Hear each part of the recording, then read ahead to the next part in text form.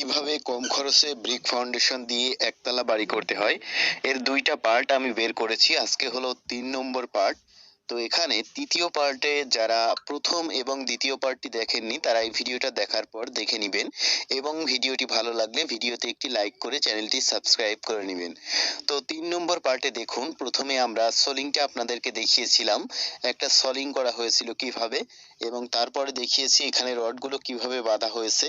এবং আজকের তৃতীয় যে পর্বটি রয়েছে এই পর্বে আমরা দেখাচ্ছি এখানে কত ইঞ্চি ঢালাই আমরা দিতেছি। তো এখানে যে ঢালাইটা আমরা দিচ্ছি এই ঢালাইটা হচ্ছে 4 ইঞ্চি ঢালাই দেওয়া হচ্ছে। তো আপনি চাইলে এর থেকে বেশি দিতে পারবেন, এর থেকে কম দিলে আপনার জন্য সেটা ভালো হবে না। তো এখানে পুরাপুরি 4 ইঞ্চি ঢালাই দেওয়া হচ্ছে এবং অবশ্যই খেয়াল রাখবেন এই রডগুলো যেন কভারিং ক্লিয়ার সবকিছু ঠিক মতো থাকে, নিচে উপরে সব জায়গায় কভারিংটা যেন থাকে। ব্লক এর মতো ব্যবহার করে উঁচু করেও দিতে পারেন, আবার চাইলে আপনি ঢালাইয়ের সময় এটা আস্তে হাত দিয়ে উঁচু করেও দিতে পারবেন।